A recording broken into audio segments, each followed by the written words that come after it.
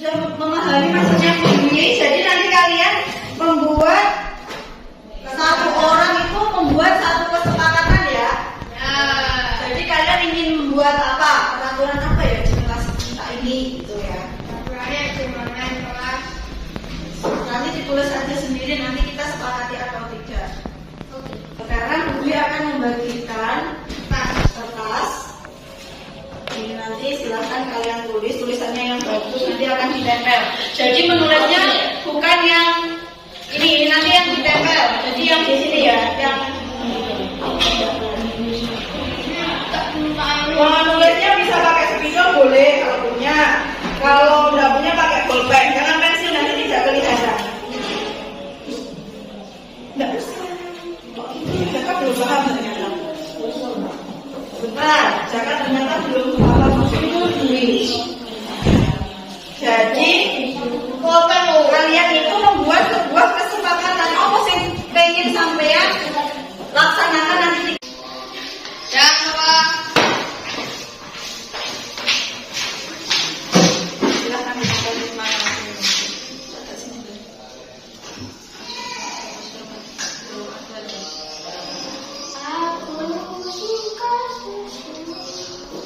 Oke, lagi lanjut.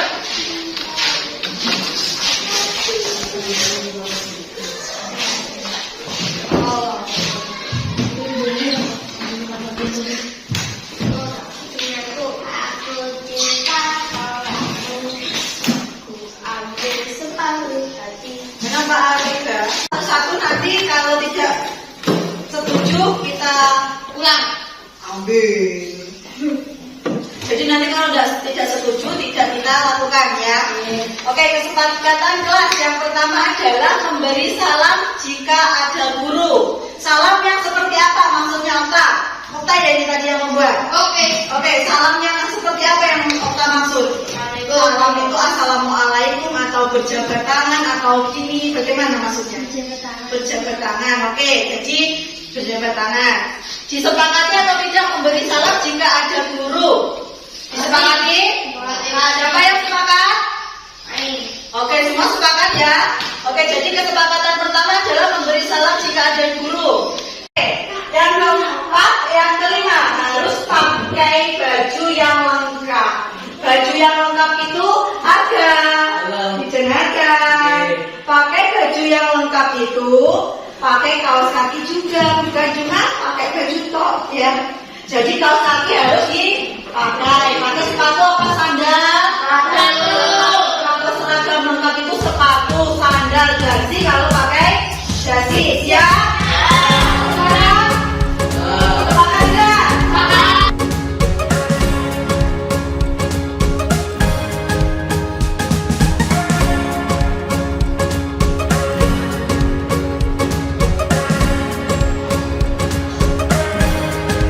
Assalamualaikum warahmatullahi wabarakatuh. Yang terhormat Ibu Kepala SDN 2 Suruhan Kidul, yang terhormat Bapak Ibu Guru SDN 2 Suruhan Kidul. Pertama-tama, marilah kita panjatkan puja dan puji syukur kehadirat Allah Subhanahu wa Ta'ala yang telah melimpahkan rahmat, taufik, hidayah serta inayahnya sehingga pada kesempatan siang ini kita dapat berkumpul dalam acara diseminasi budaya positif yang akan disampaikan oleh Ibu Dwi Setiani. Tak lupa pula sholawat serta salam kita limpahkan kepada junjungan kita Nabi Muhammad SAW. Semoga kita mendapatkan syafaatnya di yaumul qiyamah nanti. Amin. Bapak Ibu yang kami hormati, adapun susunan acara pada siang hari ini adalah sebagai berikut. 1. Sambutan. 2. Pemaparan. 3. Penutup. Acara yang pertama yaitu sambutan. Kepada yang terhormat Ibu Betty Nur Vitasari MPD, disilakan.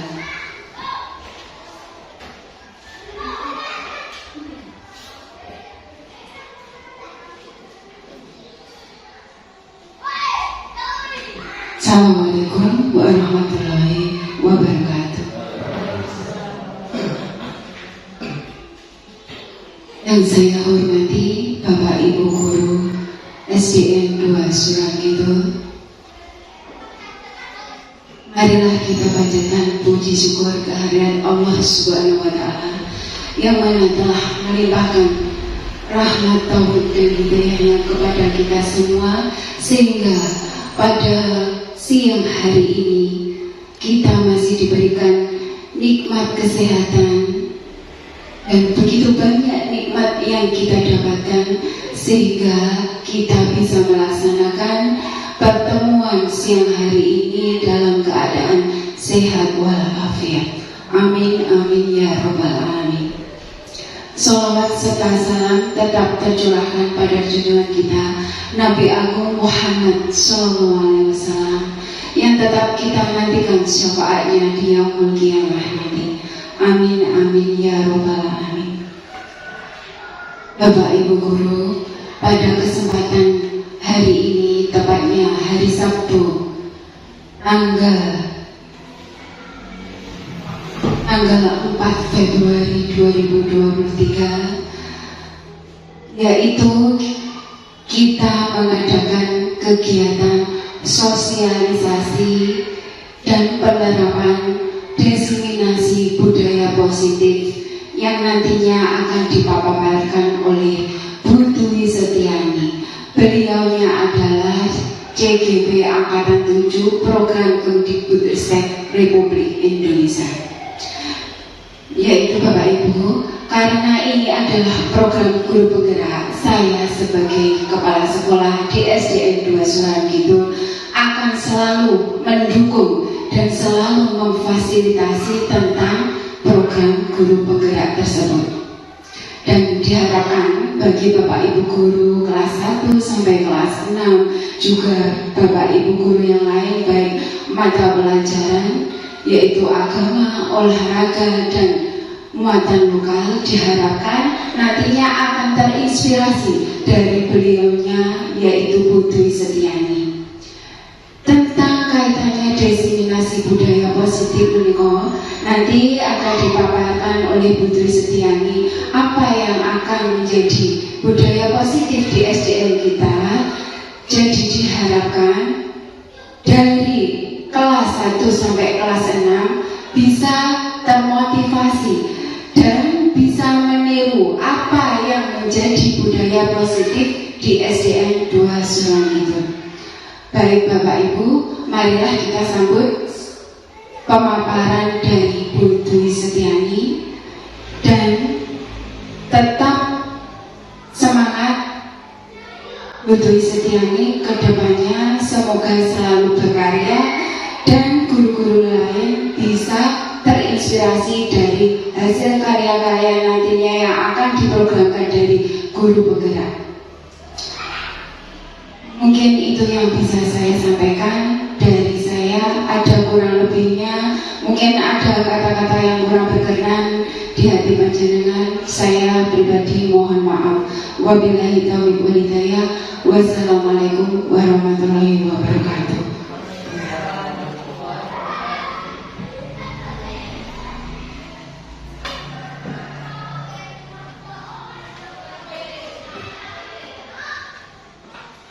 Cara yang kedua yaitu pemaparan.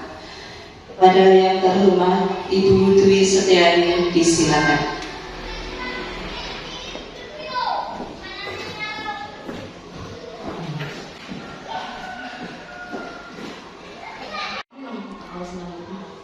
Assalamualaikum warahmatullahi wabarakatuh.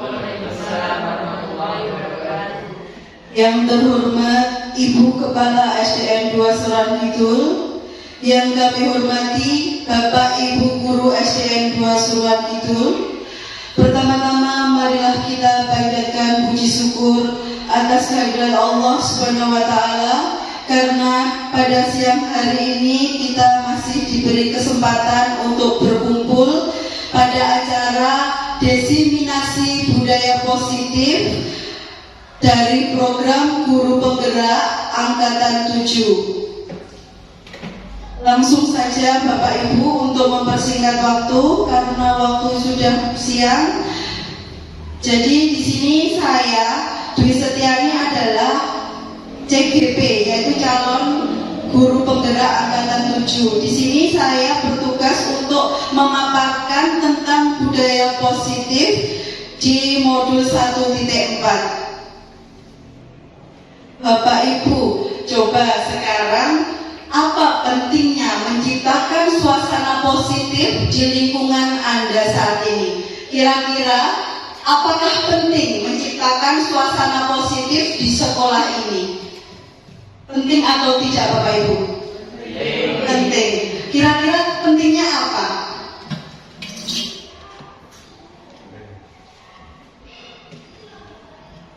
Monggo, dan yang mau menjawab, apa pentingnya suasana positif di lingkungan sekolah ini? Ya, agar anak-anak bisa belajar dengan nyaman dan baik. Ya, terima kasih Bu Malik. Jadi menurut Bu Malik, suasana positif itu penting karena agar nyaman dan baik.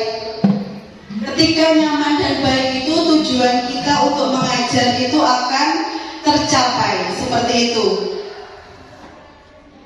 Yang kedua, sebagai seorang pendidik, kira-kira bagaimana Anda dapat menciptakan suasana positif di lingkungan Anda selama ini? Monggo, silahkan sintenengkan menjawab.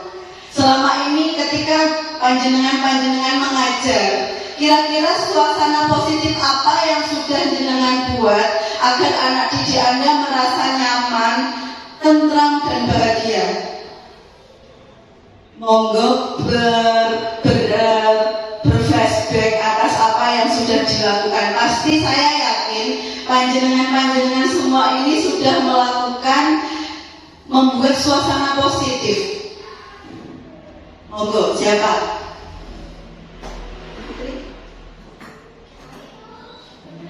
Menciptakan suasana positif yaitu dengan cara pembiasaan sebelum memulai pelajaran dengan berdoa atau menghafalkan surat-surat pendek seperti itu, Bu Dwi.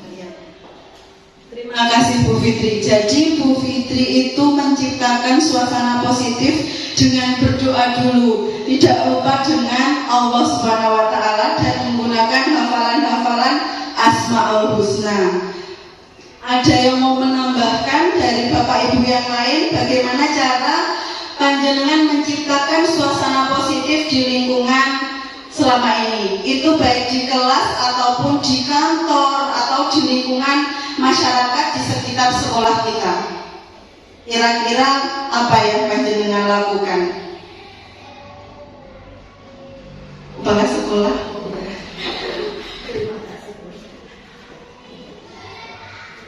Terima kasih kesempatannya. Pembiasaan positif yang sudah kami lakukan di SDN 2 Surangkidul yaitu mulai dari sikap bersalaman.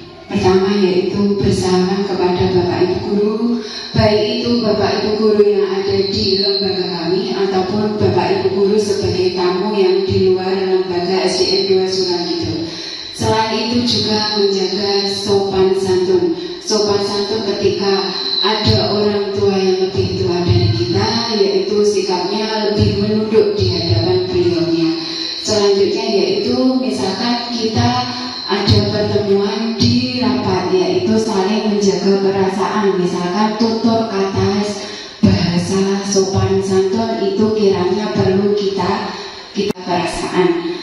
Untuk kurang lebihnya yaitu dari pembiasaan, yaitu baris berbaris sebelum masuk ke kelas.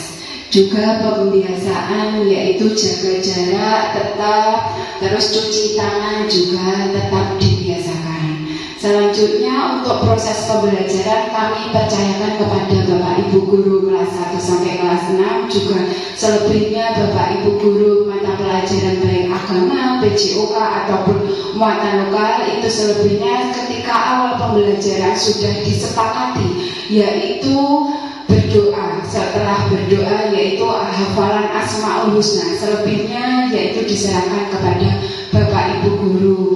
kelas masing-masing untuk pembiasaan kreativitas ide gagasan beliau dari guru kelas masing-masing. Kita percayakan kepada keahlian kompetensi yang ada di guru kelas masing-masing. Itu yang bisa kami sampaikan. Terima kasih. Tepuk tangan untuk Ibu Kepala Sekolah. Ya, terima kasih Ibu untuk pemaparan yang sudah diciptakan suasana positif di lingkungan sekolah kita. Jadi di lingkungan SD ini memang sudah banyak yang dilakukan, menghargai orang lain di rapat, terus dimulai dari jabat tangan pada guru-guru, itu adalah salah satu untuk menciptakan suasana positif di SD kita. Sekarang cobalah buka. Kira-kira apa ini yang saya akan lakukan? Cobalah buka. Nah, monggo diwaos dulu, dibaca terlebih dahulu. Ini ada tugas nanti. Langsung tugas ya Bu ini. Sebenarnya bukan tugas, tapi ini sebuah pengantar. Kita mau ke budaya positif, saya bawa ke sini dulu. Jadi di sini nanti panjenengan 2 orang itu nanti akan menggenggam sesuatu yang berharga. Jenengan benar-benar menggenggam, jangan dibuka, ditutup terus. Nah, 1 orang temannya lagi itu berusaha menawarkan, mengecoh, terus menggelitik atau menawari dengan uang agar si A ini mau membuka tangannya. Ampun mengertos. Sekarang kita coba ya Bu. Jadi nanti kita gantian. Jadi untuk yang A, seandainya ini yang A adalah Bu Fitri, yang B Bu Siti. Nah Bu Siti nanti bagaimana caranya membuka tangannya Bu Fitri itu terserah Bu Siti. Jadi contohnya coba. Nah itu nanti kalau jenengan Bu berusaha buka ini, mau jenengan buka jenengan ini Bu Fitri nopo kasih uang atau apa, jenengan bagaimana caranya agar Bu Fitri mau membuka tangannya. Itu nanti kalau Bu Dina, umpami Bu Dina pindah dengan Pak Topan, bagaimana agar terjadi interaksi. Kok Bu Dina pindah dulu. Bu Mami sama Pak Gun siap ya? Pak Gun. Salam.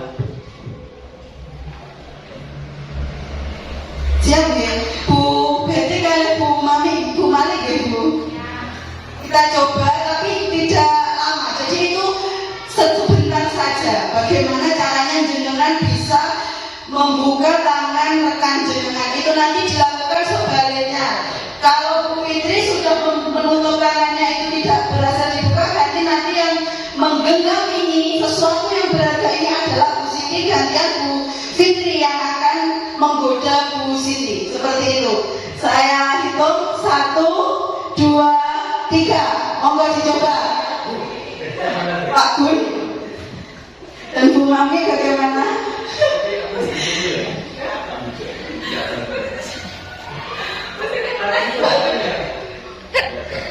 Bu Siti menang.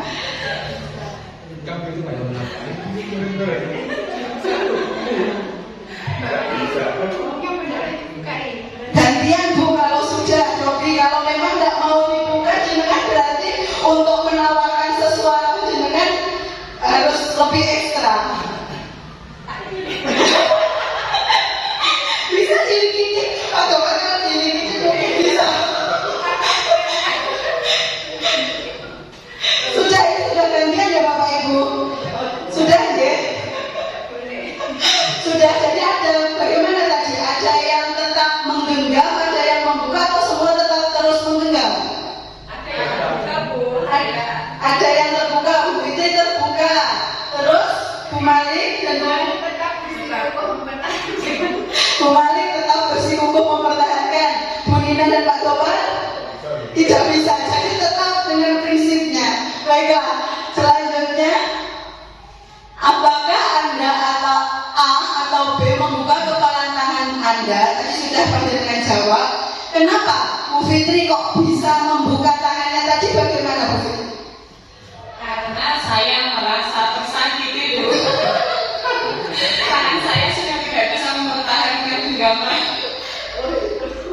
Ya, jadi kalau Bu Fitri itu merasa tersakiti akhirnya menyerah dan membuka tangannya. Kalau Bu Malik tadi tetap menutup ya, apa alasannya? Karena yang saya pegang ini adalah barang berharga, jadi harus tetap saya pertahankan, tidak boleh terbuka. Iya. Kalau Bu Nina sama Pak Tobar, oh ya sama alasannya, tetap karena ini adalah sesuatu yang berharga, makanya tetap dipertahankan. Next. Nah, sebenarnya ini tadi tidak ada yang benar atau salah. Jadi Bu Fitri membuka tangan, Bu Malik menutup tangan, Bu Nina menutup tangan, itu tidak ada yang salah atau benar. Di sini niatnya adalah kira-kira siapa yang punya kontrol? Siapa yang punya kontrol di sini? Bagaimana? Diri kita sendiri yang punya kontrol untuk mau membuka atau tetap mempertahankan untuk menutup. Betul sekali Bu Malik. Tepuk tangan untuk Bu Malik Bapak Ibu. Ya, jadi ini ingin saya bawa ke sini. Sebenarnya kita itu mempunyai kontrol pada diri kita sendiri. Nah, kontrol itu adalah milik kita. Jadi kalau kita mau diajak berprinsip buruk, tapi dalam hati kita, keyakinan kita punya prinsip yang kuat, itu tidak akan pernah ikut mengikuti orang lain seperti itu tadi. Entah itu diberi uang, entah itu ditawari jabatan. Kalau dia memang jujur dengan dirinya, dia yakin dengan prinsipnya, dia tidak akan pernah ikut terjun ke situ. Jadi yang punya kontrol, segala kontrol itu adalah diri kita sendiri. Mau jadi orang baik, mau jadi orang buruk, mau jadi guru yang profesional atau guru yang abal-abal, itu adalah kita yang memiliki kontrol itu sendiri.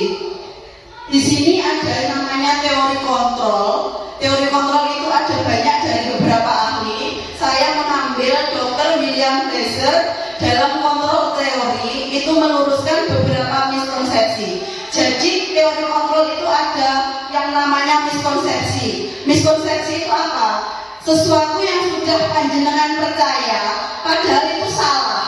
Seperti itu.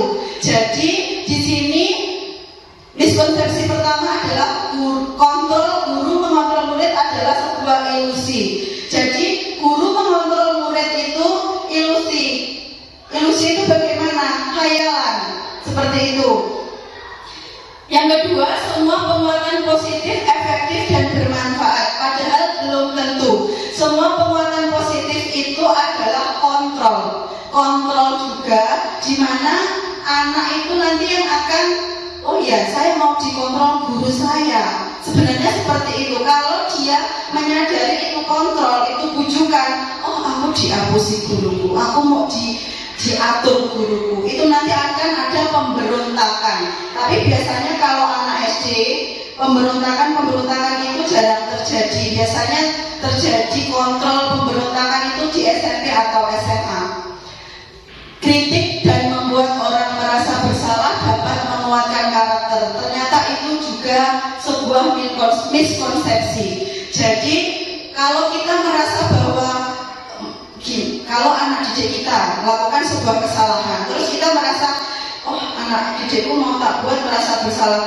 Yalah le, kamu ki pada kasihan bu guru seperti ini. Itu menurut kita akan mengubah karakter seseorang, tapi ternyata tidak seperti itu. Jadi nanti ada kemungkinan berhasil, tapi itu nanti dampaknya anak akan ketergantungan terhadap guru tersebut. Jadi lebih ke arah minder, lebih ke arah merasa sesuai dengan perkataan orang lain. Orang dewasa memiliki hak untuk memaksa. Ternyata kalau di program guru penggerak, setiap manusia itu punya yang namanya hak sendiri. Jadi guru itu tidak bisa memaksa anak sesuai dengan keinginan kita. Kalau dulu saya pernah berpikiran seperti ini, ya anak didik saya harus punya nilai segini, anak didik saya harus manut gini. Ternyata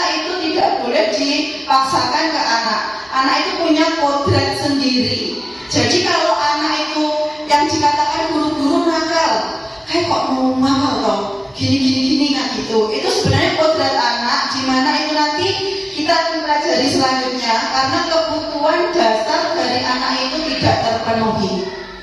Next Bu. Disiplin menurut Ki Hajar Dewantara yaitu disiplin sebagai bentuk kontrol diri. Belajar untuk kontrol diri agar dapat mencapai suatu tujuan mulia, di mana tujuan mulia di sini mengacu pada nilai-nilai atau prinsip-prinsip mulia yang dianut seseorang. Kita namakan nilai-nilai tersebut sebagai nilai kebajikan yang universal. Nilai kebajikan profil pelajar Pancasila sekarang digadang-gadang yaitu kurikulum Merdeka Belajar, di mana untuk penguatannya adalah penguatan profil pelajar Pancasila. Di sini ada 6 nilai kebajikan. Yang pertama yaitu beriman bertakwa kepada Tuhan Yang Maha Esa dan berakhlak mulia. Yang kedua mandiri. Yang ketiga bernalar kritis. Yang keempat kebinekaan global. Yang kelima bergotong royong, dan yang terakhir adalah kreatif. Di sini yang sudah menerapkan kurikulum Merdeka adalah kelas 1 dan kelas 4. Pasti beliau-beliau yang sudah mengajar tahu bahwa ini adalah sebuah dimensi dari profil pelajar Pancasila. Next.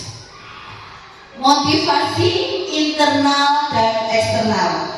Motivasi internal itu adalah motivasi yang bersumber dari dalam diri seseorang, sedangkan motivasi eksternal itu bersumber di luar dari diri orang yang bersangkutan. Sekarang saya ingin mau bertanya di sini, ketika kita mau sekolah, apakah karena paksaan atau keinginan panjenengan? Saya berangkat jam 6:30 itu karena ingin dihargai oleh teman-temannya, atau memang sudah dari dasar dirinya kita? Di sini ada contoh terbaik menurut saya, itu adalah Bu Siti. Monggo Bu Siti, menurut panjenengan berangkat jam 6:04 itu karena motivasinya apa Bu? Terima kasih Mbak Eni. Biasa saya untuk berangkat pagi, memang sejak awal saya angkatan Mbak Eni, saya sudah terbiasa berangkat pagi. Itu tak lain tak bukan ada karena tugas kewajiban saya tertutup. Saya tidak rela kalau nanti misalnya sudah datang bunga dulu. Jadi nggak ada tanya positif kamar begini, tidak ada sama sekali. Terima kasih. Terima kasih Bu Siti. Tepuk tangan untuk Bu Siti Bapak Ibu. Jadi Bu Siti itu berangkat pagi. Jadi saya masuk di SD sini memang benar Bu Siti itu selalu berangkat pagi, dan ternyata motivasinya memang dari dalam dirinya. Beliau tidak ada tendensi biar Bu Kepala Sekolah menilai aku baik, biar teman-temanku merasa aku yang terbaik. Ternyata tidak seperti itu. Kira-kira itu motivasi internal atau eksternal? Internal ya, betul sekali Ibu-ibu. Jadi sampun paham ya, motivasi internal itu ada di dalam diri kita tanpa tendensi apapun dari luar kita. Tidak ada sebuah penghargaan, tidak ingin dilihat uang, tidak ingin merasa lebih baik dari orang lain. Itu termasuk motivasi internal. Ada 3 motivasi perilaku manusia menurut Jan Gosen dalam bukunya, yaitu Restructuring School Discipline. Yang pertama yaitu untuk menghindari ketidaknyamanan atau hukuman. Jadi contoh, kalau ada dicontohkan si A itu tidak mau melakukan sesuatu karena tidak ingin ada teguran atau hukuman dari kepala sekolah. Sudah, aku tidak mau terlambat nanti daripada ditegur. Itu juga motivasi perilaku manusia, yaitu menghindari ketidaknyamanan atau hukuman. Yang kedua, untuk mendapatkan imbalan atau penghargaan dari orang lain. Jadi di sini imbalan belum tentu uang. Jadi penghargaan, sikap, terus lisan dari orang lain itu termasuk motivasi juga, tapi itu termasuk motivasi eksternal. Yang terakhir yaitu untuk menjadi orang pendidikan dan menghargai diri sendiri dengan nilai-nilai yang mereka percaya. Contohnya Bu Siti tadi, Bu Siti percaya bahwa beliau diberi tanggung jawab, dia mempunyai integritas terhadap dirinya. Akhirnya beliau memunculkan nilai yang dipercaya Bu Siti, bahwa Bu Siti adalah orang yang bertanggung jawab, seperti itu. Perbedaan konsekuensi dan hukuman. Menurut panjenengan, yang panjenengan lakukan selama ini ketika ada anak melakukan kesalahan, itu adalah hukuman atau konsekuensi? Kira-kira apakah pernah menghukum anak atau tidak, atau hanya membiarkan ketika anak melakukan kesalahan? Hobi diingat-ingat. Pak Dopan, biasanya guru olahraga itu yang punya itu Pak, anak-anak didiknya yang begini begitu. Pak Dopan bagaimana Pak menanggapi anak yang seperti itu? Pernah melakukan hukuman atau tidak? Kira-kira? Riwan Pak, saya ingin mendengar suara Bapak. Pernah ya Pak ya? Itu kira-kira kesalahannya apa Pak? Contohnya? Kesalahan mungkin dari sikapnya. Sikapnya, terus panjenengan menghukumnya dengan? Ya hukuman mungkin kalau diceritakan mungkin Oh iya. bukan. Terima kasih. Jadi contoh dari Pak Dobar, anak didiknya ketika olahraga itu bersikap kurang sopan, akhirnya Pak Dobar menghukum sesuai dengan pembelajarannya, mungkin lari-lari keliling lapangan atau seperti itu. Itu menurut Pak Dobar adalah sebuah hukuman, iya Pak? Ya. Next Bu Mami, apakah itu betul sebuah hukuman atau konsekuensi? Kita lihat jawabannya. Nah, ini dia. Hukuman sifatnya lebih berat daripada kesalahan yang dilakukan. Sedangkan konsekuensi masih berhubungan dengan perilaku pelanggaran yang terjadi. Jadi yang dilakukan Pak Dobar itu bukan sebuah hukuman, tapi konsekuensi dari perilakunya anak. Kenapa kok seperti itu? Karena Pak Dobar memberi konsekuensinya masih sesuai dengan mata pelajarannya Pak Dobar. Kecuali saya guru kelas 6, tiba-tiba anak-anak tidak sopan, akhirnya saya menghukum push up 20 kali. Itu hukuman atau konsekuensi kira-kira Bapak Ibu? Konsekuensi atau hukuman? Kalau saya sebagai guru kelas 6, saya menghukum anak untuk push up. Bagaimana Bu Siti? Hukuman deh. Kalau Bu Siti itu termasuk hukuman, betul sekali. Jadi karena saya guru kelas 6, saya tidak bisa, tidak konsekuensinya bukan seperti itu. Harus disesuaikan dengan kegiatan saya sebagai guru kelas 6. Tapi kalau Pak Dobar lakukan tadi sudah benar, yaitu konsekuensi dari tindakan yang salah dari anak. Jadi guru itu kan sebenarnya tidak boleh menghukum, tapi kalau memberi konsekuensi itu boleh, asalkan sesuai dengan perilaku pelanggaran yang terjadi dan tidak berat, hanya untuk mendisiplinkan anak, seperti itu. Alvin Kohn dalam Punish by Reward 1993, wawancara ASCD Annual Conference Maret 1995 mengemukakan baik penghargaan maupun hukuman adalah cara-cara mengontrol perilaku seseorang yang menghancurkan potensi untuk pembelajaran yang sesungguhnya. Di sini panjenengan apakah sepemikiran dengan saya bahwa dulu saya beranggapan ketika saya memberikan penghargaan reward kepada anak-anak itu adalah perilaku yang benar, itu akan mendidik anak, itu yang saya rasakan dulu. Tapi ketika saya ikut penggerak ternyata itu tidaklah benar.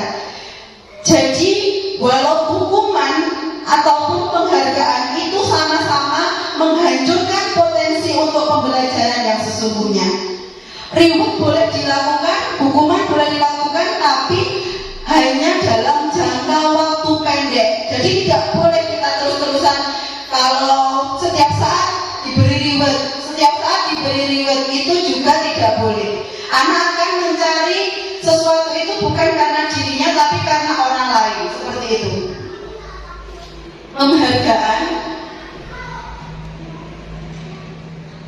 Ini, jadi pengaruh jangka pendek dan jangka panjang. Penghargaan efektif jika kita menginginkan seseorang melakukan sesuatu yang kita inginkan dalam jangka waktu pendek. Jadi boleh Bapak Ibu dilakukan seperti itu, tapi tidak terus menerus agar anak tidak terbiasa oleh penghargaan seperti itu. Jika kita menggunakan penghargaan lagi dan lagi, maka orang tersebut akan bergantung pada penghargaan yang diberikan serta kehilangan motivasi diri dari dalam. Jadi setiap manusia itu sebenarnya punya sisi baik, tapi karena lingkungan yang membentuk, akhirnya dia akan merasa keyakinan dirinya yang sebenarnya itu hilang. Karena apa? Sering dilakukan penghargaan. Ternyata itu membodohi karakter seseorang. Karakter baik seseorang itu akan hilang karena penghargaan tersebut. Yang ketiga, jika kita mendapatkan penghargaan untuk melakukan sesuatu yang baik, maka selain kita senantiasa berharap mendapatkan penghargaan tersebut, kita pun tidak menyadari tindakan baik yang kita lakukan. Jadi kita tidak sadar, oh iya saya sudah melakukan hal baik. Yang disadari adalah, oh saya dapat penghargaan dari ini. Contoh, seandainya saya di sini jadi guru teladan, dan guru teladan ini itu karena saya teladan atau saya hanya ingin penghargaan dari ibu konwil atau penghargaan dari kepala sekolah, itu harus kita benar-benar belajar di situ. Jadi jangan sampai kita melakukan sesuatu, oh iya aku pengen dihargai seperti ini, pengen penghargaan seperti ini. Karena apa? Itu nanti yang mematikan hati kita, potensi kita yang sebenarnya, kebaikan yang kita lakukan itu kita tidak akan sadar. Seperti itu. Keyakinan kelas. Keyakinan kelas itu adalah kesepakatan kelas yang diyakini bersama oleh guru dan murid selama proses pembelajaran. Jadi awal untuk melakukan budaya positif itu harus dilalui dengan kesepakatan yang akhirnya nanti menjadi sebuah keyakinan dan budaya positif. Mengenal cara merumuskan keyakinan kelas. Yang pertama, siswa menulis keyakinan yang mereka inginkan. Yang kedua, guru dan siswa mengulas keyakinan yang telah tertulis. Yang ketiga, guru dan siswa memilih keyakinan kelas yang penting. Yang keempat, mengubah keyakinan kelas menjadi kalimat positif. Yang kelima, mengecek dan menyepakati keyakinan kelas yang dibuat. Sebentar Bu, sebentar. Kita praktek dulu. Jadi kita nanti akan membuat kesepakatan kelas. Di sini ibaratnya panjenengan itu adalah seorang murid atau mahasiswa. Kalau murid kan kecil ya Bu, saya anggap panjenengan mahasiswa seperti itu. Kita nanti akan membuat kesepakatan kelas yang bagaimana yang ingin panjenengan inginkan di kelas ini. Mengerti nopo dereng Bapak Ibu? Jadi nanti saya akan memberikan satu lembar kertas. Di sini nanti panjenengan menulis keinginan jenengan di kelas. Jadi pengen kelas ini seperti apa itu panjenengan tulis di sini. Nanti kita tempel di depan. Siap ya Bapak Ibu? Ya.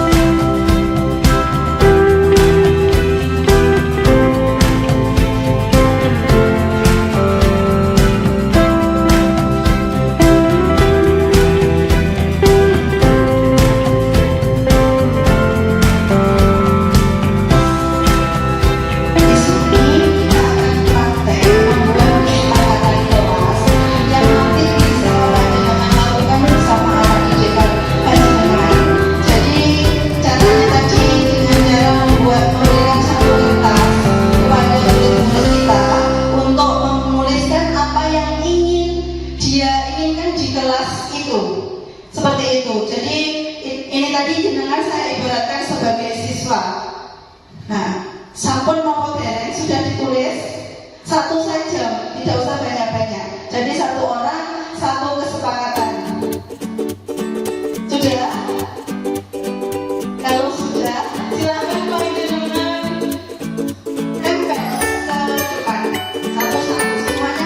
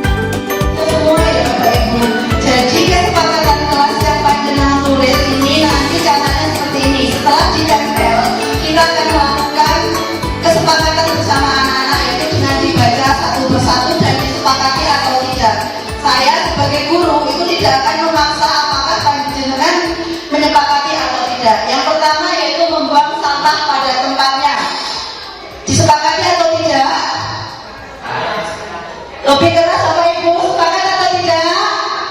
Sepakat. Baiklah, jadi kesepakatan pertama membuang sampah pada tempatnya. Yang kedua, kelas yang disiplin. Sepakat atau tidak? Sepakat. Seperti itu contohnya Bapak Ibu, tidak saya baca semuanya, nanti berlebih waktunya. Jadi membuat kesepakatan kelas itu caranya seperti tadi, memberikan anak-anak sebuah kertas buat ditulis. Di situ nanti anak bisa mengimajinasikan apa yang diinginkan, kemudian ditempel, akhirnya nanti disepakati dengan cara tadi, sepakat atau tidak. Dan satu lagi, kalimatnya harus positif, tidak boleh kalimat yang negatif. Jadi tidak boleh merokok, seperti itu jangan. Jadi kalimatnya harus positif, seperti yang di video ini. Ya. Buat sebuah kesepakatan kelas di kelas 6. Ini seperti yang kita lakukan tadi Bapak Ibu. Jadi kita sudah praktek dan ini adalah yang lakukan di kelas panjenengan masing-masing. Jadi nanti kalian membuat satu orang itu membuat satu kesepakatan ya.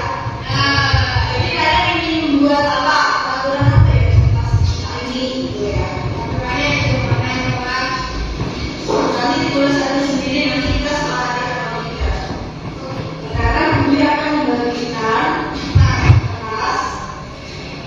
Nanti silakan kalian tulis tulisannya yang bagus. Nanti akan dilihat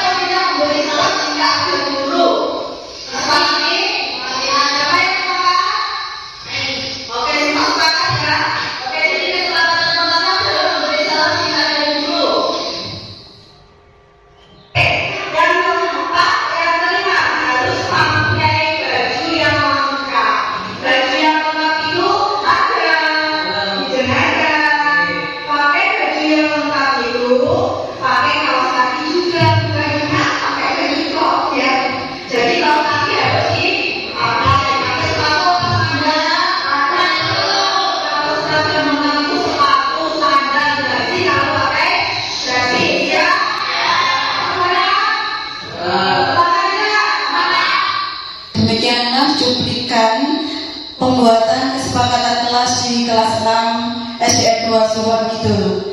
Kita lanjut yaitu 5 kebutuhan dasar manusia. Jadi ada 5 dasar kebutuhan manusia, yaitu kebutuhan fisiologis, kebutuhan rasa aman, kebutuhan kasih sayang, kebutuhan penghargaan, dan kebutuhan aktualisasi diri.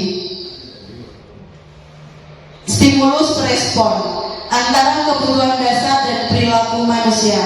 Ketika kebutuhan dasar manusia tidak diperoleh, maka mereka cenderung melakukan perbuatan agar kebutuhan itu terpenuhi, tapi kecenderungan itu menjadi sebuah perbuatan yang terlihat salah.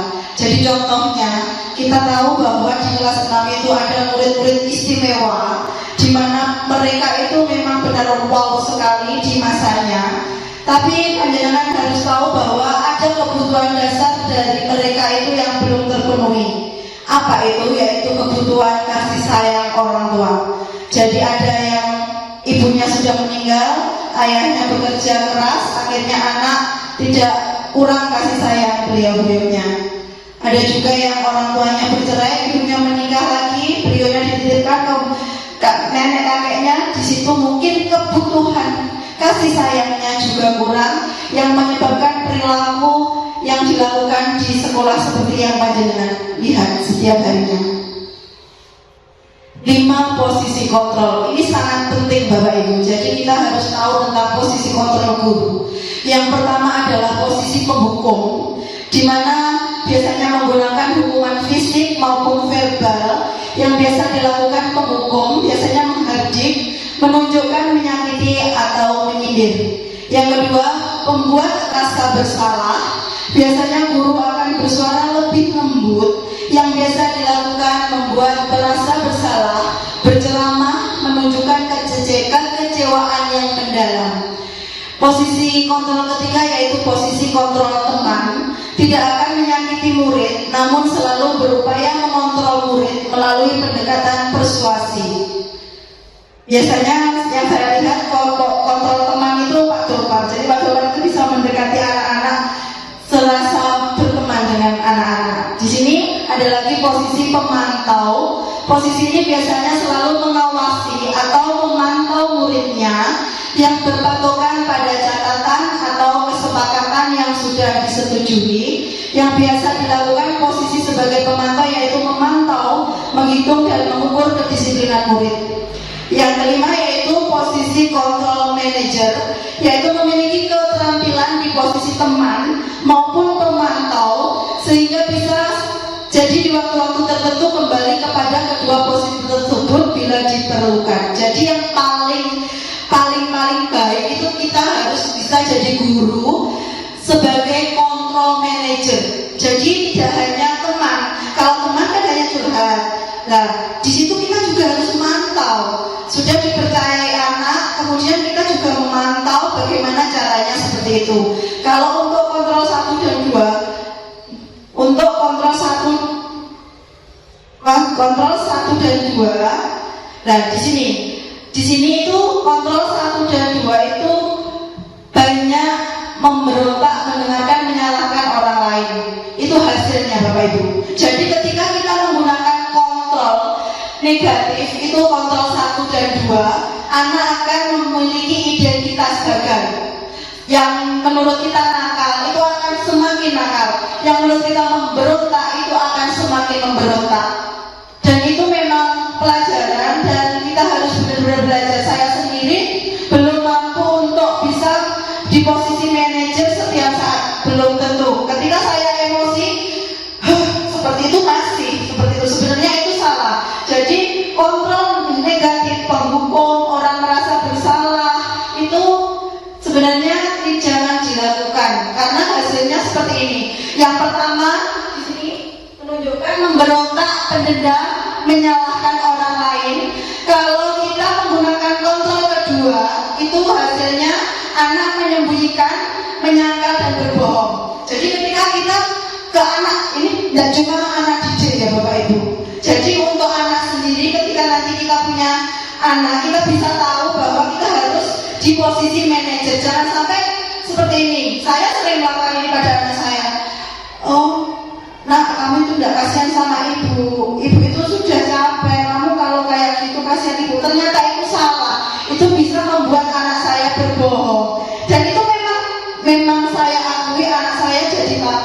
Kalau biasanya yang melakukan itu adalah suami, itu dia akhirnya berbohongnya seperti ini. Kalau ada suami saya, anak saya itu tidak melakukan perbuatan yang dilarang sama ayahnya. Kenapa dok? Ada ayah nanti dimarahi. Akhirnya dia bersembunyi, berbohong. Loh, tidak boleh. Ternyata anak kecil itu sudah seperti itu, Bapak Ibu. Apalagi kita yang sudah dewasa. Jadi kita jadi guru ataupun jadi orang tua, nanti akhirnya tolong kurangi penghukum dan membuat anak merasa bersalah. Itu saya juga masih belajar. Yang paling baik itu adalah kontrol diri yaitu manajer, tapi ada juga yang kontrol teman dan pemantau itu termasuk perilaku kontrol positif, tapi ternyata hasilnya juga kurang positif. Yang pertama, ketika kontrol positifnya teman, anak menjadi ketergantungan, manja. Jadi manja, anak itu manja. Kalau kita jadi orang tua terlalu ya kita seolah-olah diposisikan seperti itu, murid seperti itu. Akhirnya anak jadi ketergantungan. Alah, guruku sabar. Alah, nanti diajari, nanti seperti ini, seperti itu. Yang keempat yaitu kontrol pemantau. Ini menyesuaikan bila diawasi saja. Jadi kalau contoh ada guru A, murid A dipantau, tak lihat, iya, anak merasa. Jadi dia akan tertib itu karena ada yang mantau enggak ya. Tapi kalau tidak ada yang mantau, bebas lagi. Seperti itu. Contoh kalau kita ada tugas luar, kadang kita memberi tugas anak, kita pantau, kita lihat anak enggak ramai. Tapi ketika kita pergi, waduh, kelas jadi waduh, itu ternyata ini hasilnya kalau kita melakukan hanya kontrol pemantau. Jadi yang terbaik itu adalah kontrol manajer, di mana nanti hasilnya akan menguatkan watak dan karakter anak. Apa yang akan kita lakukan jika murid melanggar keyakinan kelas? Biasanya apa ya Bapak Ibu yang jenengan lakukan ketika anak didik Anda melakukan pelanggaran tata tertib? Apakah jenengan biarkan atau panjenengan bagaimana? Bu Mali, bagaimana kalau kelas 3? Ya, saya biasanya kalau kelas 3 itu kan ya di setiap kelas itu pasti ada saja anak itu yang melanggar aturan atau berbuat yang tidak baik. Kalau saya biasanya itu saya nasihati, kalau kamu melakukan ini akibatnya ini. Kemudian kalau kamu berbuat baik ini, maka akibatnya ini. Jadi anak itu menjadi memiliki karakter atau watak yang baik seperti apa yang diarahkan oleh gurunya. Jadi saya tidak menghukum, saya lebih cenderung ke menasehati. Kalau seandainya kamu mencoret-coret meja, maka coretan itu akan sulit dihilangkan. Kemudian sampai adik-adik kelasmu besok, kelasnya itu akan menjadi kotor, sehingga sangat merugikan sekali. Nah seperti itu, saya lebih ke menasehati. Terima kasih. Terima kasih Bu Malik. Jadi kalau di kelas 3 itu Bu Malik lebih mengarahkan anak. Itu betul, itu tapi ternyata ada yang lebih sempurna Bu Malik. Jenengan sudah betul langkahnya, cuma mungkin kalimatnya itu seperti nanti di segitiga restitusi. Nah, segitiga restitusi itu adalah proses menciptakan kondisi bagi murid untuk memperbaiki kesalahannya sehingga karakter mereka lebih kuat ketika kembali pada kelompoknya.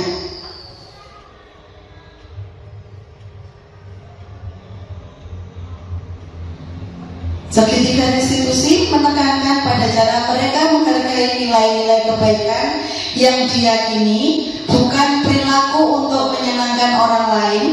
Restitusi membantu murid untuk jujur pada dirinya sendiri dan mengevaluasi dampak dari kesalahan yang dilakukan. Restitusi memberikan penawaran, bukan paksaan. Jadi seperti contohnya Bu Mari tadi, itu nanti diolah sebagai kalimat penawaran. Next Bu. Di sini ada contoh video. Bukan, ternyata langkah-langkah segitiga restitusi, yaitu yang pertama menstabilkan identitas. Menurut Randi, perbuatan ini tadi ada soal sebentar. Next yang ke belakang ini. Jadi ini ada soal. Pagi ini pembelajaran tatap muka terbatas dilakukan di sekolah. Anak-anak sudah berdatangan kecuali Randi yang belum kelihatan. Begitu pelajaran akan dimulai, Randi datang dengan kondisi yang berantakan. Manggi temannya bertanya mengapa dia berantakan, namun Randy malah marah-marah menantang temannya itu hingga terlibat adu mulut. Hampir saja mereka berkelahi. Anak-anak takut memanggil saya yang kebetulan berada di ruang guru.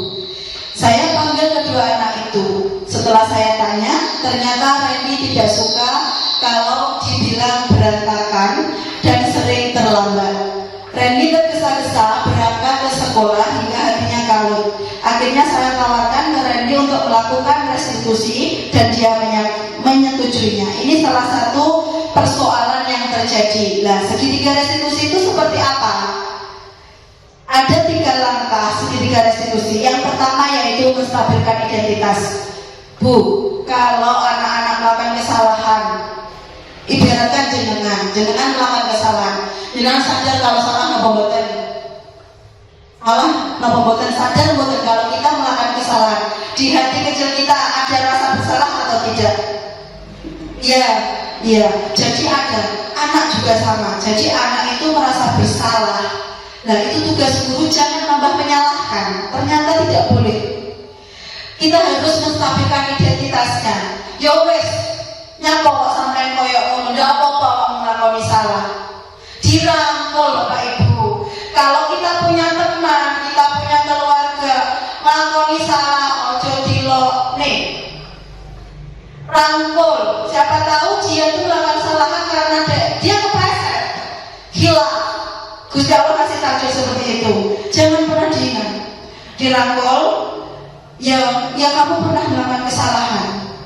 Tapi setiap orang itu kalau melakukan kesalahan harus berubah.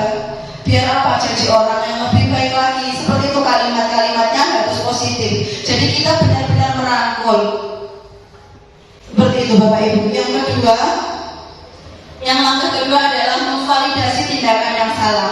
Ketika kita sudah merangkul teman kita, anak didik kita, dirangkul kesalahannya, tidak menyalahkan, kita akan lebih percaya apa tidak. Kita melakukan kesalahan, kita sudah merasa bersalah, tetap dipercayai orang lain, kita merasa nyaman apa tidak sama orang yang mempercayai? Pasti merasa nyaman. Dan akhirnya yang dipercaya tadi melakukan validasi tindakan yang salah. Kenapa loh kamu kok melakukan kesalahan seperti itu? Kenapa? Apa? Pemikiranmu kenapa sampai terpeleset melakukan hal-hal yang kurang baik seperti itu? Pasti nanti akan bercerita bagaimana alasannya, kenapa seperti ini, kenapa seperti itu. Jadi kita tidak mengejudge. Orang nakal selalu nakal, orang berbuat salah dia tidak akan bisa tobat. Tidak seperti itu. Yang ketiga, setelah melakukan validasi tindakan, di sini kita akan menanyakan keyakinan hatinya. Setiap manusia, saya punya prinsip bahwa setiap manusia itu sangat baik. Tinggal dia mengasah kebaikan dalam hatinya atau tidak.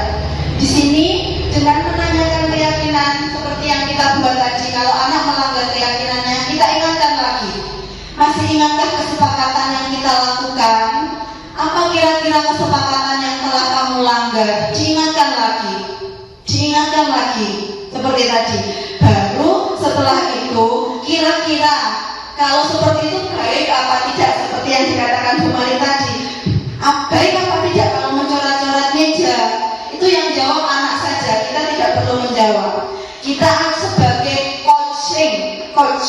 Jadi kita tuh memancing anak supaya menemukan jawabannya sendiri. Kenapa? Ketika anak menemukan jawabannya sendiri, itu akan tertancap di kepalanya, di hatinya, dan di dirinya.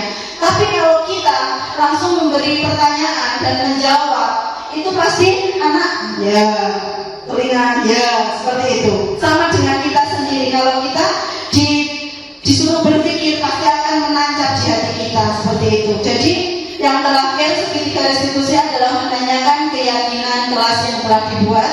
Dan yang terakhir ini, bagaimana cara memperbaiki perilakumu agar sesuai dengan keyakinan kelas. Seperti itu Bapak Ibu. Di sini ada contoh video restitusi. Jadi di sini anak berkelahi. Nah ini contohnya seperti itu. Terus langkah-langkahnya di sini ada yang melaporkan.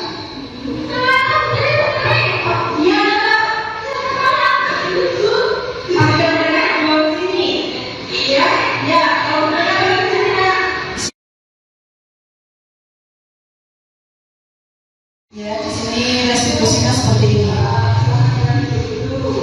Guru mengajak anak yang bersalah itu menyendiri, tidak bersama-sama menegurnya. Katanya kalian melakukan sesuatu di luar kelas. Apa yang kalian lakukan? Berkelahi. Menurut kalian berkelahi itu benar atau salah? Salah. Baiklah, mereka kalian tidak apa-apa melakukan kesalahan. Itu juga benar melakukan kesalahan. Tapi harus diperbaiki agar menjadi orang yang lebih baik lagi. Anak-anak, kalian tadi kenapa bisa berkelahi? Dia kenapa? Dia kenapa?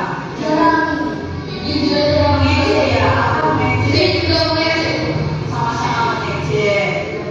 Menurut kalian benar atau salah?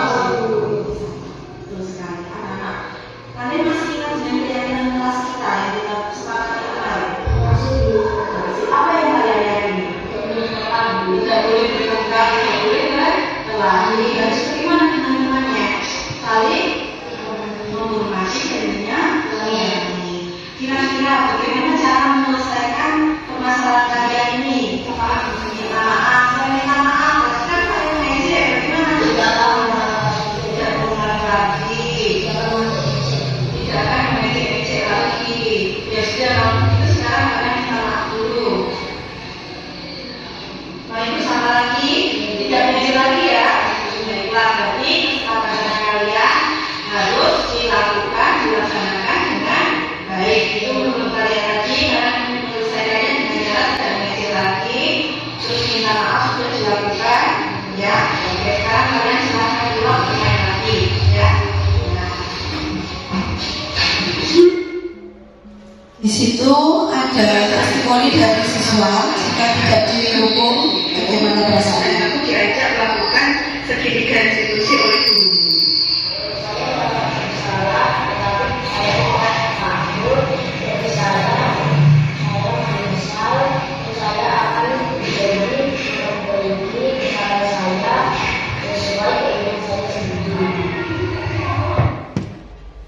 Ya, demikianlah video contoh segitiga restitusi yang telah saya buat.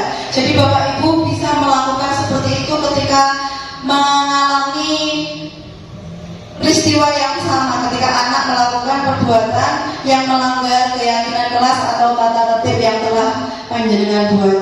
Di sini kesimpulannya yaitu kesepakatan kelas itu adalah sebuah kesepakatan yang dilakukan oleh guru dan anak, di mana nanti kesepakatan itu dilakukan yang pada akhirnya bisa menjadi keyakinan di kelas itu dan bisa membentuk disiplin positif dan budaya positif di sekolah ini.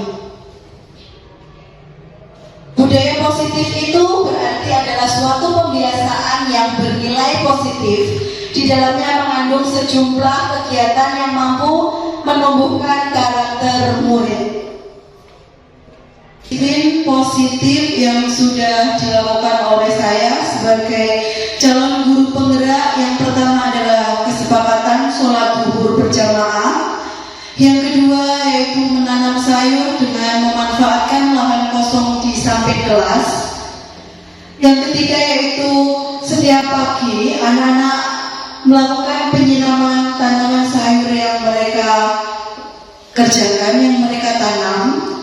Jadi di sini anak-anak melakukan kedisiplinan atas keyakinan yang mereka buat.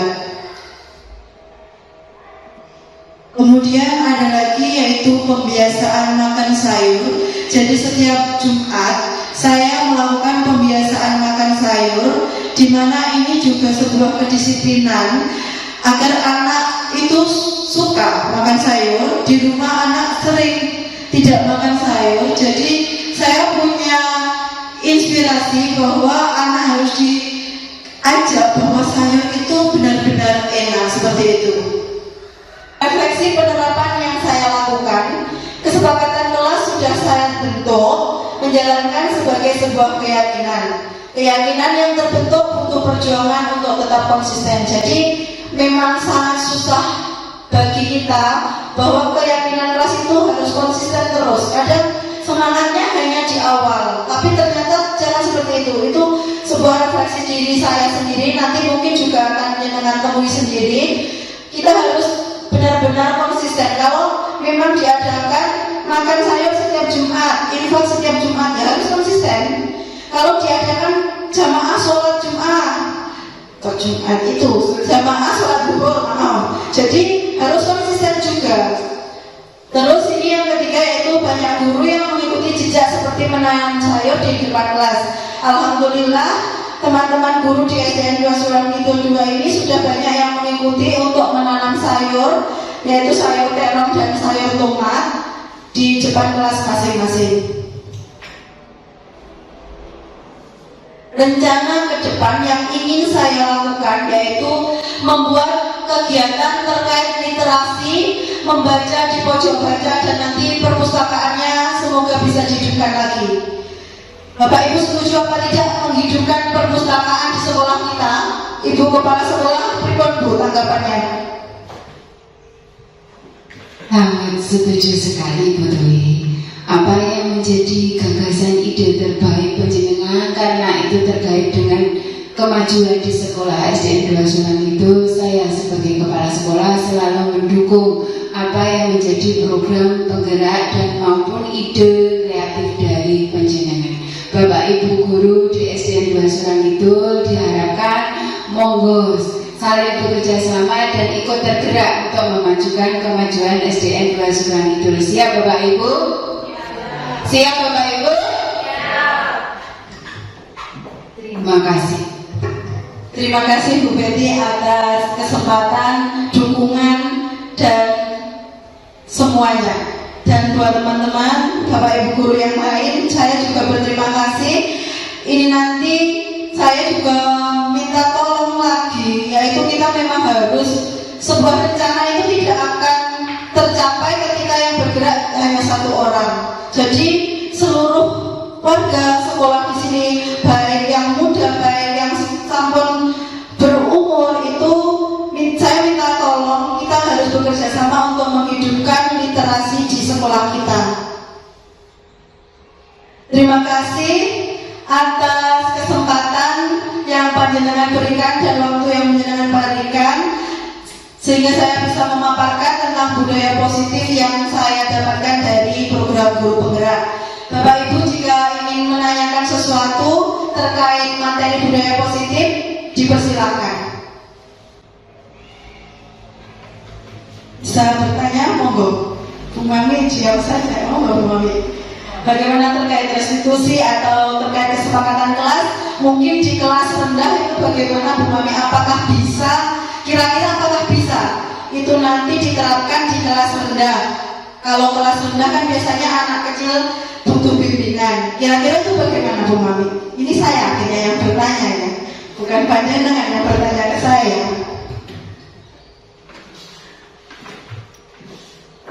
Untuk segitiga restitusi menurut saya bisa diterapkan di kelas rendah, meskipun secara bertahap.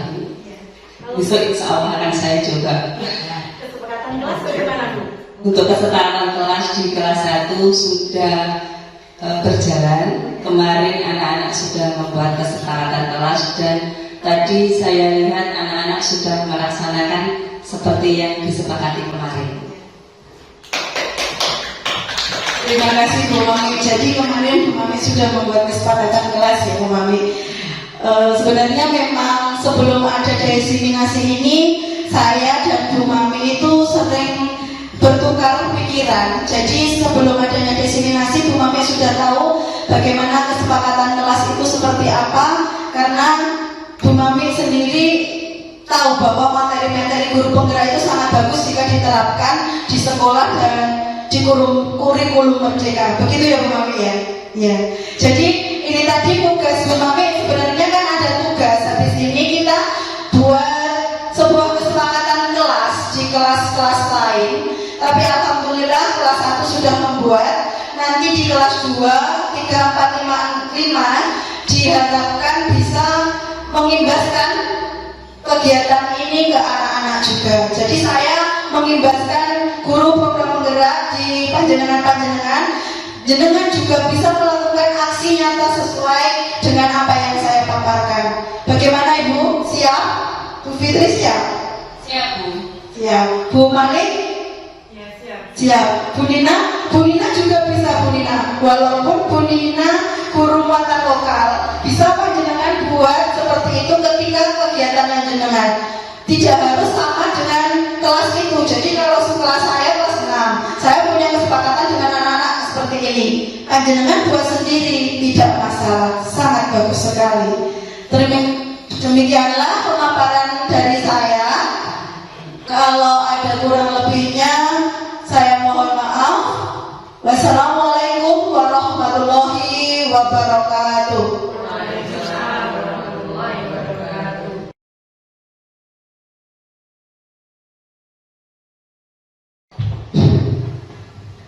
Assalamualaikum warahmatullahi wabarakatuh. A'udzubillahi Bismillahirrahmanirrahim. Hamdan syakirin, hamdan na'imin, hamdan yu'alim wa huwa yubafi mazidah. Ya Rabbana lakal hamdu kama yanbaghi lil jalali wal jalali wa azimi sultani.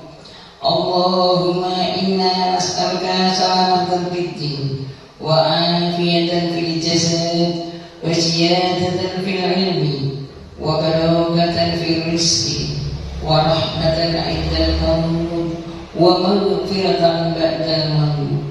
Allahumma hawwin 'alaina fi syakaratil maut wan najata minan nar wal 'afwa indal hisab. Rabbana la tuzigh qulubana ba'da idh hadaytana min ladunka rahmah innaka antal wahhab. Rabbana atina fid dunya hasanah wa fil akhirati hasanah wa qina adzabannar. Subhana rabbika rabbil izzati amma yasifun wa salamun alal mursalin walhamdulillahi rabbil alamin. Assalamualaikum warahmatullahi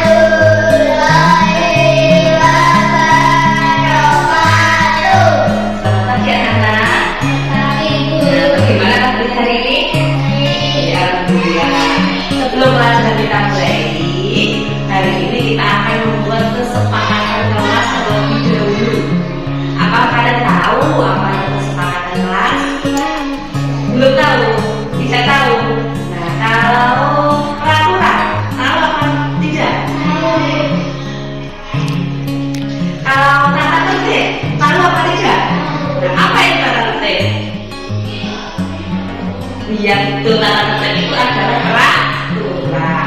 Nah, coba sekarang kalian buat peraturan yang menurut kalian cocok kita terapkan di kelas ini.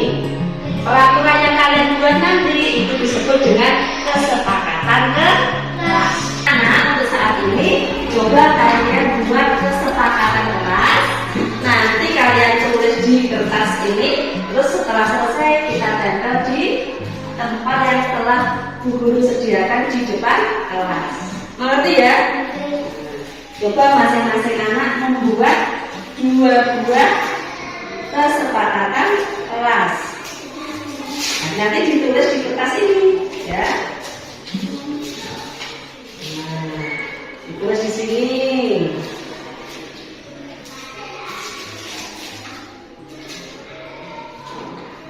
Yang satunya nanti ditulis di sini.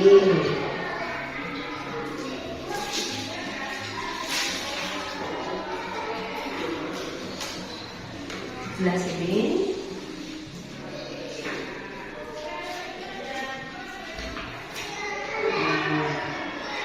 Tulis dua sebentar. Yuk coba buat sekarang kesepakatan kelas yang menurut kalian sesuai untuk diterapkan di kelas IPA. Coba ditulis. Ditulis yuk. Pensilnya mana?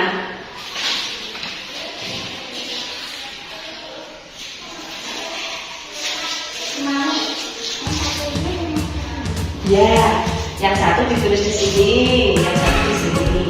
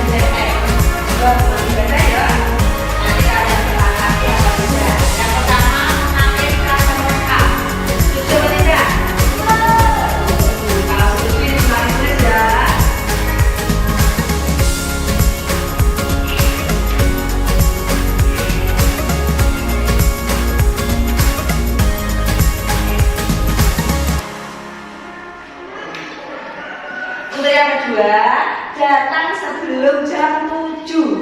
Setuju apa tidak?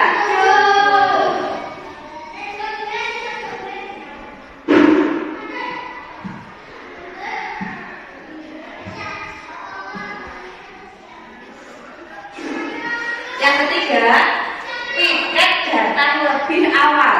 Bagaimana? Setuju?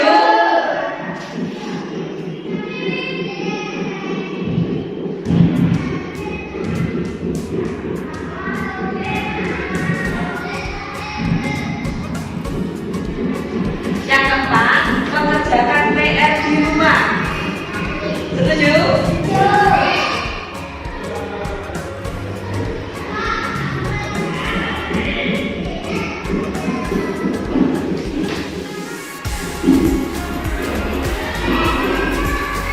Yang kelima, harus selalu rukun dengan teman.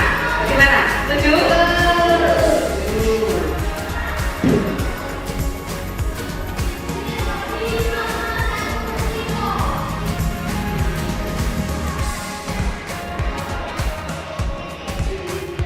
Dan yang terakhir, membuang sampah pada tempatnya.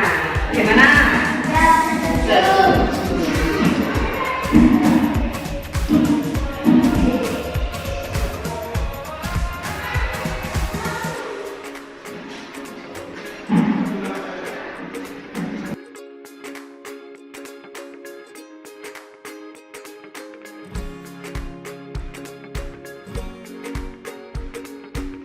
Assalamualaikum warahmatullahi wabarakatuh. Perkenalkan, nama saya Malikatul Zahra SPG. Saya adalah wali kelas 3 SD Negeri 2 Siruan Kidul. Di sini saya sebagai teman dari Bu Dwi Setiani CGP Angkatan 7 dari Tulungagung. Yang saya lihat dari perubahan yang telah dilakukan oleh Bu Dwi Setiani selama menjadi guru penggerak adalah telah mengajak anak-anak untuk membiasakan makan sayur yang selama ini anak-anak tidak terbiasa atau tidak suka makan sayur, yang semula ketika ada membawa nasi ke sekolah itu yang dibawa itu lauknya hanya mie dan Kentucky, tapi sekarang alhamdulillah anak-anak sudah suka makan sayur, juga ditambah buah dan lauk pauk, sehingga anak-anak menjadi lebih sehat, tahu apa itu makanan 4 sehat 5 sempurna.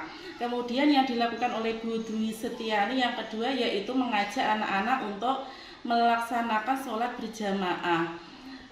Saya lihat anak-anak itu yang sebelumnya itu ada yang sholatnya masih jarang-jarang, ada yang belum terbiasa sholat berjamaah. Alhamdulillah sekarang semuanya kelas yang tinggi, kelas 4, 5, 6 itu sudah melaksanakan sholat berjamaah setelah selesai sekolah, setelah pulang sekolah.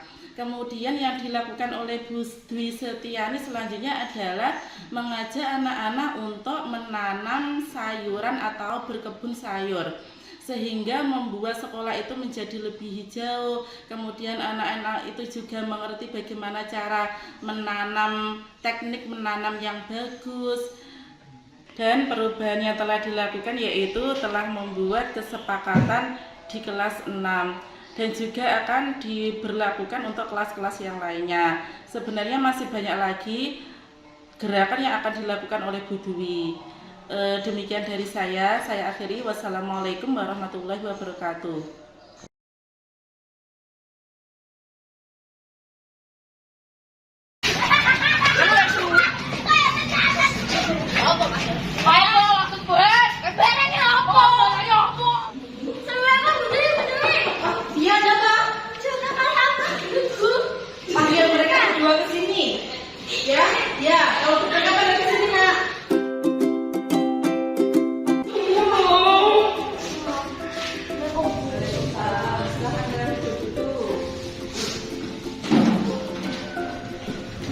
Tadi Bu Dwi dapat laporan dari Sipa.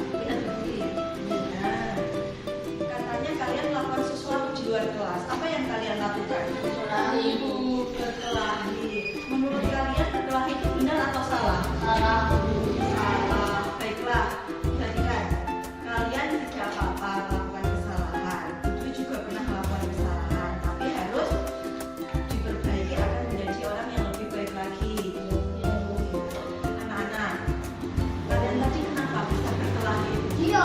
Iya Bu. Kenapa? Dia kenapa? Mengejek ya? Apa mengejek? Saya juga mengejek. Sama-sama mengejek. Menurut kalian anak-anak, kalian masih ingat dengan keyakinan kelas kita yang kita sepakati kemarin? Masih. Apa yang kalian yakini? Tidak boleh bertengkar, tidak boleh berkelahi. Harus bagaimana dengan temannya? Saling menghormati dan menyayangi. Kira-kira bagaimana cara menyelesaikan permasalahan kalian ini?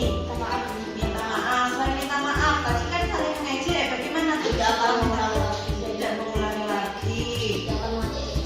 Tidak akan mengejek-ngejek lagi. Ya sudah, kalau begitu sekarang kalian minta maaf dulu. Main bersama lagi. Tidak mengejek lagi ya. Baiklah, berarti kesepakatannya kalian harus dilaksanakan dengan baik. Itu menurut kalian tadi, kalian menyelesaikannya dengan cara tidak mengejek lagi, terus minta maaf sudah dilakukan, ya. Oke, sekarang kalian silahkan keluar bermain lagi, ya. Nah.